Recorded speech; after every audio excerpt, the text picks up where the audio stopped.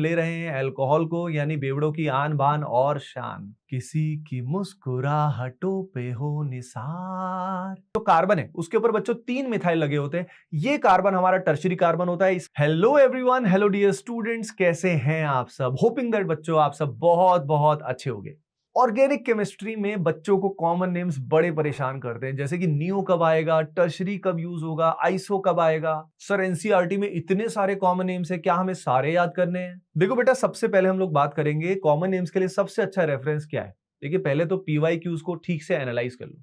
उनके एनालिसिस से आपको पता लग जाएगा कौन कौन से ऐसे कॉमन नेम्स है जो प्रॉपर्ली रिपीट होते हैं। प्लस एनसीईआरटी की शुरुआत में, हर चैप्टर की शुरुआत में एक टेबल मिल जाएगी जो स्क्रीन पे आपको विजिबल होगी। उनको आप प्रॉपर्ली रीड कर सकते हैं, वो बहुत ही अच्छा रेफरेंस है। तो इस पर्टिकुलर वीडियो में बच्चों मैंने कंपाइल किया है most of the important common names in organic chemistry, और मुझे पता है that you will love it। तो बच्चों +4 मार्क सीरीज को आज आगे बढ़ाते हैं, और आज का हमारा टॉपिक आप ऑलरेडी जान चुके हो, important common names in organic chemistry. And बच्चों +4 मार्क सीरीज की प्लेलिस्ट ऑलरेडी तैयार है, आप सभी उसको प्रॉपर्ली फॉलो करें। तो बच्चों पेन और नोटबुक लेकर रेडी हो जाओ, क्योंकि सेशन के की पॉइंट्स आप सभी को जरूर नोट करने, पूरे इन्वॉल्वमेंट के साथ, फुल जोश के साथ काम करना है। मैं जानता हूं आप सभी का जोश ऑलरेडी हाई है, इसलिए आज किसी और के लिए नहीं, आपको खुद के लिए लाइक करना है। और अभी कभी कमेंट करो जोश इज हाई, ताकि आपके सर को भी पता लगे भैया एटीपीएंस का जोश कैसा है। चलो शुरू करते हैं ऑर्गेनिक की आज की कहानी, मेरी जुबानी। देखिए, मैंने वेरियस ग्रुप्स के अंदर कॉमन नेम्स को डिवाइड किया है। पहला ग्रुप है आइसो, नियो, टर्शरी और सेकेंडरी।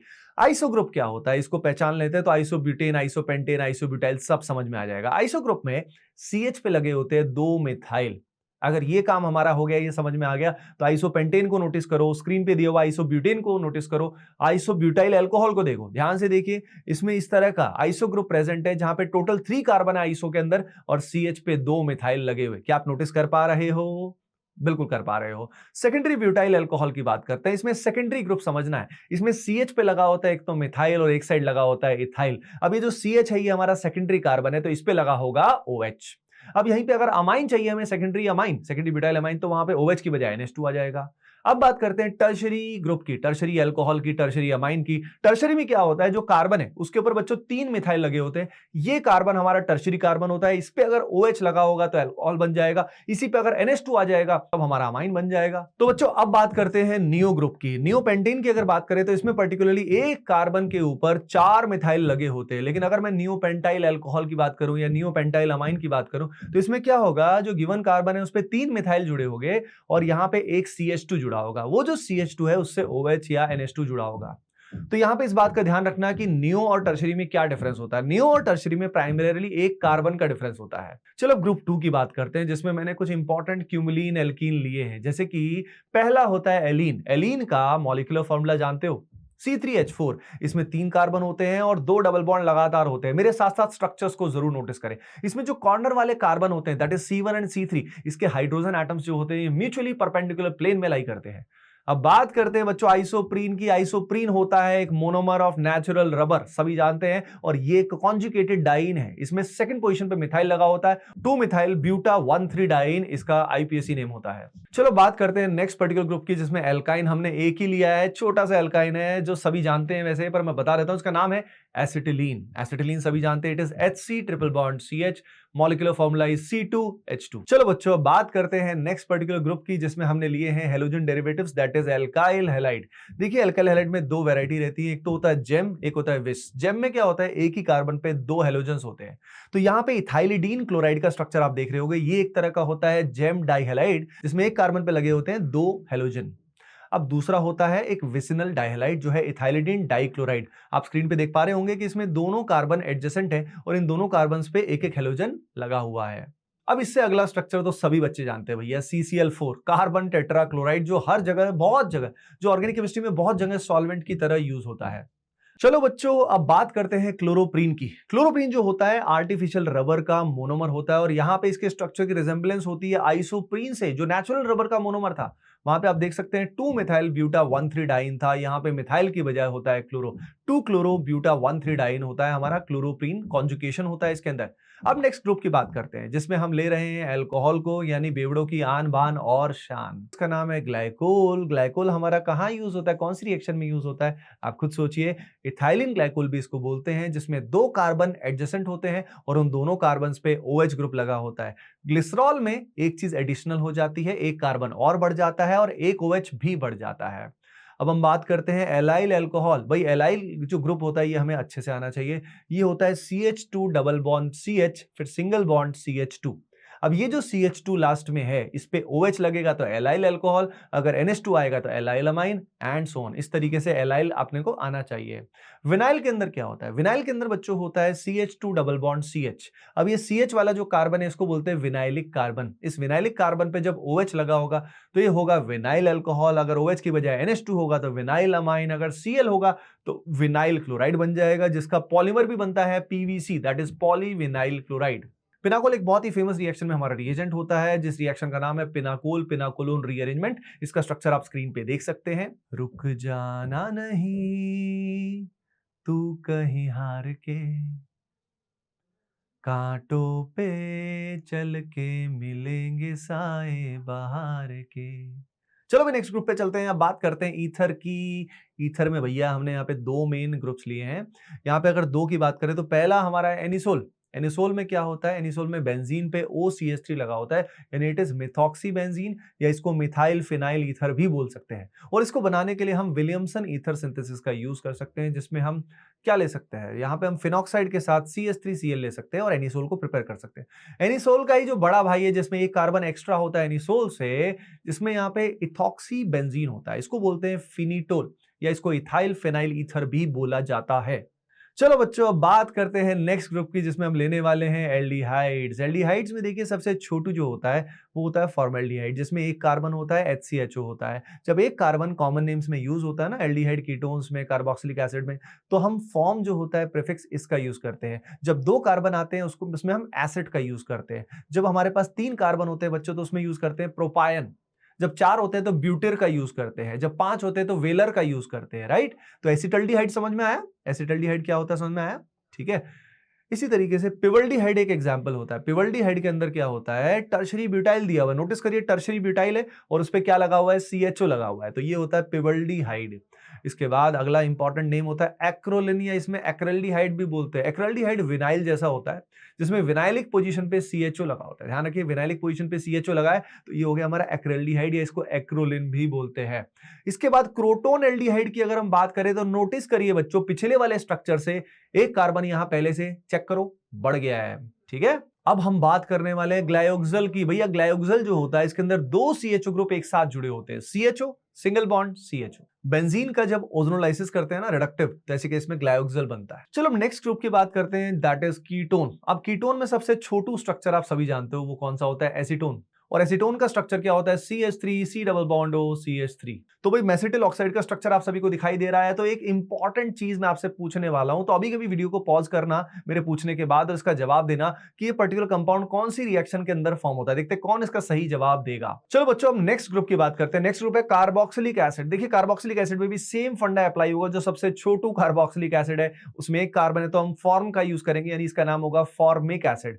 तो सफिक्स बदल रहा है, जैसे वहां पे फॉर्मेल्डिहाइड था यहाँ पे फॉर्मिक बन जाएगा, वहां एसिटल्डिहाइड था अब यहाँ पे एसिटिक एसिड बन जाएगा, एंड सो ऑन। किसी की मुस्कुराहटों पे हो निसार, किसी का दर्द मिल सके तो ले उधार, किसी के वास्ते हो तेरे दिल में प्यार, जीना इसी का नाम है। चलो बच्चों इससे अगला देखते हैं, ये है वेलरिक एसिड। वेलरिक एसिड मैंने ऑलरेडी बता दिया था आपको, वेलरिक का मतलब क्या है, 5 कार्बन है। तो एक्चुअली ये नॉर्मल पेंटेनोइक यानी एन पेंटेनोइक एसिड है। कैप्रोइक एसिड की बात करते हैं। भाई कैप्रोइक एसिड नाम से बड़ा हाई फाई लग रहा है, लेकिन असल में नॉर्मल ठुल्लू है, यानी इसमें 6 कार्बन है। एन हेक्सोनोइक एसिड, नॉर्मल हेक्सोनोइक एसिड है। चलो बच्चों अब बात करते हैं एक्रिलिक एसिड की। एक्रिलिक एसिड आपके दिमाग में आ रहा है क्या हो सकता है, एक्रोलिन याद है आपको, बिल्कुल वैसा ही CH2 डबल बॉन्ड CH, और उसमें जैसे CHO लगा था यहां पे लग जाएगा COOH। अब ये बताओ एक्रिलिक एसिड से उसका बड़ा भाई कौन सा होगा, जिसका नाम है क्रोटोनिक एसिड, जिसमें एक कार्बन पहले से इंक्रीज हो जाएगा और बड़ा मजा आएगा। अब हम एक ऐसे एसिड की बात करते हैं जो मिल्क में प्रेजेंट होता है, इसका नाम होता है लैक्टिक एसिड। इसका स्ट्रक्चर को नोटिस करिए भैया, जो कार्बन है इससे मिथाइल जुड़ा होता है, एच जुड़ा होता है, OH जुड़ा होता है, COH भी होता है, यानी इसमें कार्बोक्सिलिक एसिड भी है, एल्कोहल भी है, छोटू हाइड्रोजन भी है और मिथाइल ग्रुप भी प्रेजेंट है। बच्चों अब हम बात करने वाले हैं कार्बोलिक एसिड की। कार्बोलिक एसिड होता है फिनॉल, बट हम बात करेंगे कार्बोनिक एसिड की। कार्बोनिक एसिड में होता है H2CO3। अच्छा एक बात सोचिए, फिनॉल और कार्बोनिक एसिड के अंदर यानी कार्बोलिक एसिड और कार्बोनिक एसिड में क्या डिफरेंस होता है, यानी एसिडिक स्ट्रेंथ किसकी ज्यादा होती है, ये आप सोचिएगा। The next one is adipic acid. देखिए एडिपिक एसिड एक तरह का डाई कार्बोक्सिलिक एसिड है। डाई कार्बोक्सिलिक एसिड में 2 COH होते हैं और बीच में क्या होते हैं, 4 मिथिलीन ग्रुप्स होते हैं, यानी टोटल 6 कार्बन होते हैं। तो एडिपिक में ध्यान रखिएगा टोटल 6 कार्बन हमारे पास है, यहाँ पे 2 COH ग्रुप्स प्रेजेंट है और बीच में CH2 जो है ये 4 बार आने वाला है। एडिपिक एसिड नाइलॉन 6 का मोनोमर होता है। अब हम बात करते हैं सिनेमिक एसिड। भैया सिनेमिक एसिड बनता है एक बहुत इंपॉर्टेंट रिएक्शन में जिसका नाम है पर्किंस रिएक्शन, और इसमें बेंजीन पे लगा होता है CH डबल बॉन्ड CH यानी विनाइलिक ग्रुप, और फिर लगा होता है COH। तो बेंजीन पे विनाइल और विनाइल पे COH, इस तरीके से नोटिस करोगे तो काफी कुछ आपको अभी से याद होना शुरू हो जाएगा। एक और इंपॉर्टेंट डाई कार्बोक्सिलिक एसिड होता है, इसका नाम होता है बच्चों ऑक्सैलिक एसिड। स्क्रीन पे आपको दिखाई दे रहा होगा, इसमें 2 COH ग्रुप्स आपस में जुड़े हुए होते हैं। सिमिलरली मेलोनिक एसिड के अंदर क्या होता है, आप नोटिस करिए इन दोनों COH के बीच में एक कार्बन और बढ़ गया है, तो ये हो जाएगा हमारा मेलोनिक एसिड। चलो अब इससे आगे चलते हैं बच्चों, अब बात करते हैं सक्सिनिक एसिड में। देखो सक्सिनिक एसिड में नोटिस करो एक कार्बन और बीच में आ जाता है, यानी 2 COH है, उनके बीच में कितने कार्बन है, 2 कार्बन है, तो एडजेसेंट पोजीशंस पे COH लगा हुआ है। अब देखो सक्सिनिक एसिड के जो डेरिवेटिव होते हैं जैसे सक्सिनिक एनहाइड्राइड, उसमें क्या हो जाता है, दोनों COH में से H2O निकल जाता है और एनहाइड्राइड बन जाता है। इसके बाद एग्जांपल हमने लिया हुआ है टार्टरिक एसिड का, जिसका शक्ल जो है, जिसका स्ट्रक्चर आप स्क्रीन पे देख सकते हो, इससे भी क्वेश्चंस कई बार पूछे जाते हैं। अब हम बात करते हैं मैलिक एसिड की। देखो ये 2 आइसोमर्स हैं, एक तो होता है मैलिक एसिड, एक होता है फ्यूमेरिक एसिड। अब इन दोनों का स्ट्रक्चर आप स्क्रीन पे देख सकते हो। मैलिक जो होता है पर्टिकुलर सिस फॉर्म होता है, जिसमें C डबल बॉन्ड C पे 2 COH लगे हुए होते हैं, और सिस फॉर्म में दोनों COH एक साइड होते हैं। फ्यूमेरिक एसिड के अंदर C डबल बॉन्ड C पे दोनों COH अपोजिट साइड पे प्रेजेंट होते हैं, as you can see on the screen. चलो बच्चों अब चलते हैं अगले ग्रुप की ओर, जिसका नाम है एसिड डेरिवेटिव्स। देखते हैं एसिड डेरिवेटिव्स के कौन कौन से कॉमन नेम्स इंपॉर्टेंट होते हैं। भाई एसिड डेरिवेटिव्स में जो पहला एग्जांपल है ये फॉस्जीन, जो बहुत ही खतरनाक गैस है, पॉइजनस गैस है। इसका फॉर्मूला होता है COCl2। इसके बाद अगर हम बात करें तो यूरिया, भैया यूरिया आप सभी जानते हैं NH2C डबल बॉन्ड NH2। बच्चों अब हम बात करने वाले नेक्स्ट पर्टिकुलर ग्रुप्स की, जिसमें प्राइमरीली हमने लिए हैं नाइट्रोजन बेस्ड डेरिवेटिव्स, जिसमें पहला और इनफेमस एग्जांपल है MIC। MIC जो है ये मिथाइल आइसोसाइनेट है, और ये पर्टिकुलर गैस जो है ये भोपाल गैस ट्रेजेडी में रिलीज हुई थी और हजारों लोग जो है अपने जीवन से उनको हाथ धोना पड़ा था। इससे अगला एग्जांपल जो है ये गैब्रियल थैलेमाइड में यूज होता है, इसका नाम होता है थैलेमाइड। जैसे कि आप थैलेमाइड का स्ट्रक्चर देख पा रहे होंगे, बेंजीन के ऊपर एडजेसेंट पोजीशन पे C डबल बॉन्ड ऊपर भी लगा होता है, नीचे भी, और बीच में होता है NH, तो ओवरऑल साइक्लिक कंपाउंड है। चलो अब नेक्स्ट ग्रुप लेते हैं बच्चों, ये काफी इंपॉर्टेंट है। इसमें हमने खूब सारे इंपॉर्टेंट एरोमेटिक कंपाउंड्स जो है उनका कंपाइलेशन किया है। चलो बच्चों अब बेंजीन को तो सभी जानते हैं, लेकिन बेंजीन का बड़ा भाई, इसके अंदर 2 बेंजीन रिंग आपस में फ्यूज होती हैं, जिसको बोला जाता है नैफ्थलीन। ये भी एरोमेटिक ही होता है। सिमिलरली एंथ्रासीन की अगर हम बात करें तो यहाँ पे 3 बेंजीन रिंग्स आपस में फ्यूज होती हैं, ये भी एरोमेटिक ही होता है, इसका नाम होता है एंथ्रासीन। और इसी से रिलेटिवली एक स्टेबल फॉर्म होती है, इसको बोलते हैं फिनान्थ्रीन।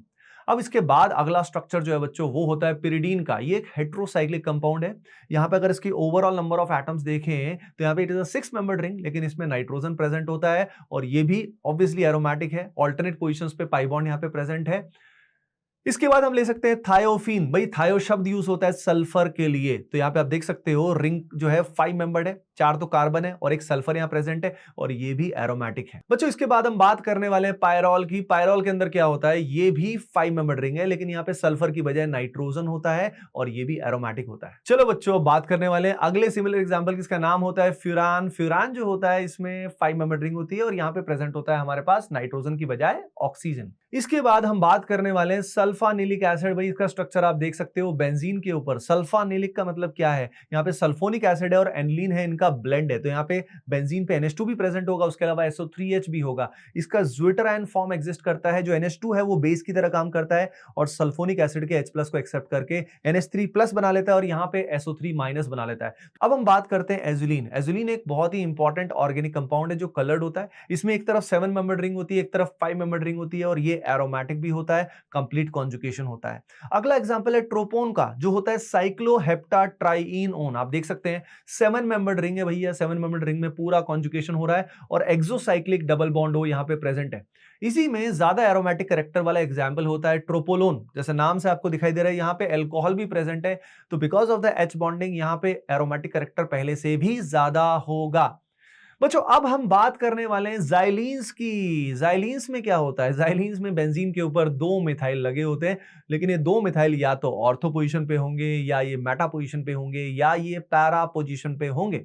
बच्चों अब बात करते हैं डीडीटी की। भैया पेस्टिसाइड है, बैन है, इसका नाम है डाइक्लोरो डाइफिनाइल ट्राइक्लोरोइथेन। 2 बेंजीन आपको दिखाई दे रहे होंगे, 2 बेंजीन पे नीचे आपको पैरा पोजीशन पे 2 क्लोरीन दिख रही होंगी, और फिर बेंजीन जो जुड़ी हुई है वो एक कार्बन से जुड़ी हुई है, उसके ऊपर एक और कार्बन है और वहां पे 3 क्लोरीन प्रेजेंट है। उसके बाद हम बात कर रहे हैं नाइट्रोबेंजीन की। भाई नाइट्रोबेंजीन को ऑयल ऑफ मिर्बेन भी बोलते हैं, यानी जो आलमंड्स का बिटर ऑयल होता है वो भी यही होता है। अब देखिए नैफ्थलीन आप सभी जानते हैं, नैफ्थलीन पे जब अल्फा पोजीशन पे OH ग्रुप लगा होता है तो उसको बोलते हैं नैफ्थॉल, अल्फा नैफ्थॉल। और अगर यही OH ग्रुप बीटा पोजीशन पे प्रेजेंट होगा तो उसको बोलते हैं बीटा नैफ्थॉल। अच्छा बच्चों अब बात करते हैं कि बेंजीन पे अगर 2 OH लगे हो, अगर ये 2 OH जो है ना ये ऑर्थो पोजीशंस पे लगे होंगे तो इनको बोलते हैं कैटिकोल। बच्चों अगर बेंजीन पे ये OH ग्रुप्स दोनों के दोनों 1,4 पोजीशन पे लगे हुए हैं तो इसके नाम 2 हैं, इसको किनॉल भी बोलते हैं, इसको हाइड्रोकिनॉन भी बोलते हैं। बच्चों अब हम बात करते हैं अगर बेंजीन पे मिथाइल भी लगा हो और उसके अलावा OH भी लगा हो, इसको बोलते हैं क्रेसॉल्स।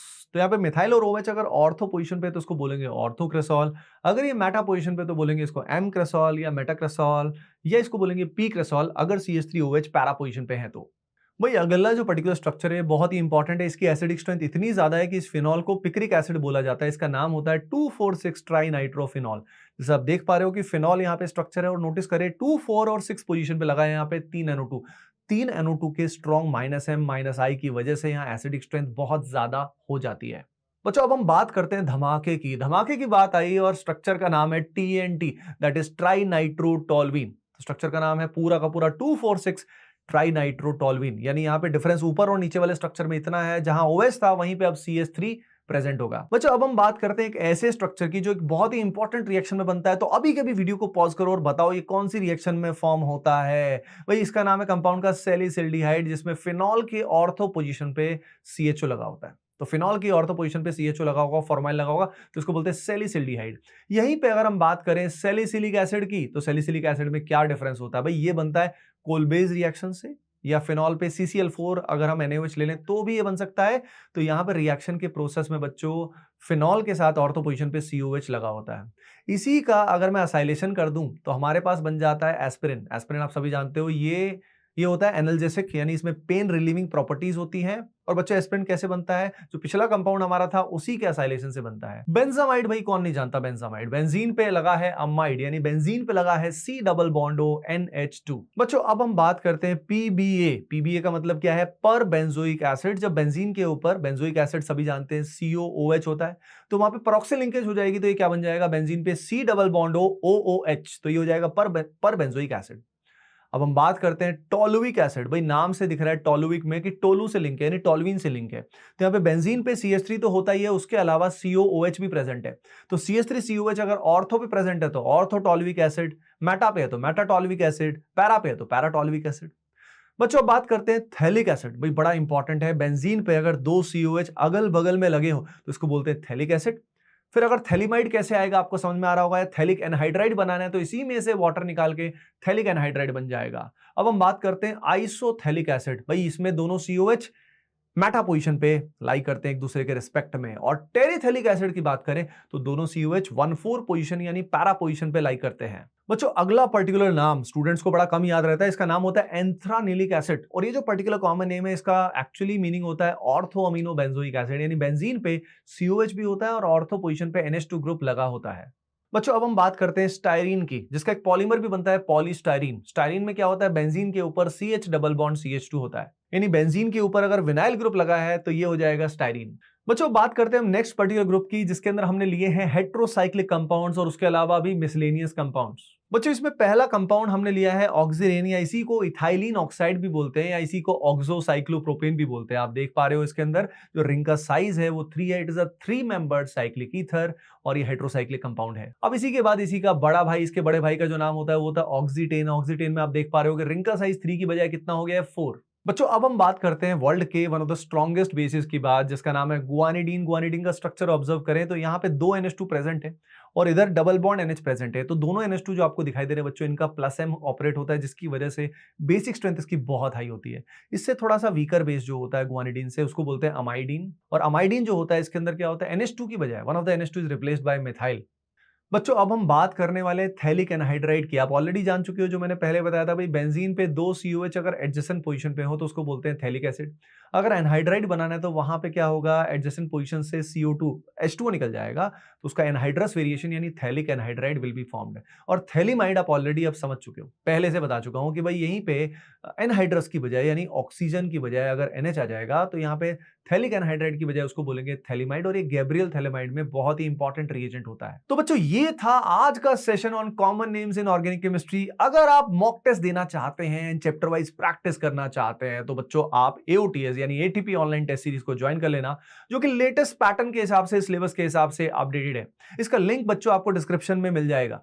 सो बच्चों hoping that this video help you a lot. अब तक अगर आपने लाइक नहीं किया तो बहुत बड़ी गलती कर दी, अभी बच्चों जल्दी से लाइक कर दो। सो बच्चों मिलते हैं नेक्स्ट वीडियो में विद द सेम हाई जोश। Till then keep revising, keep practising, all the best.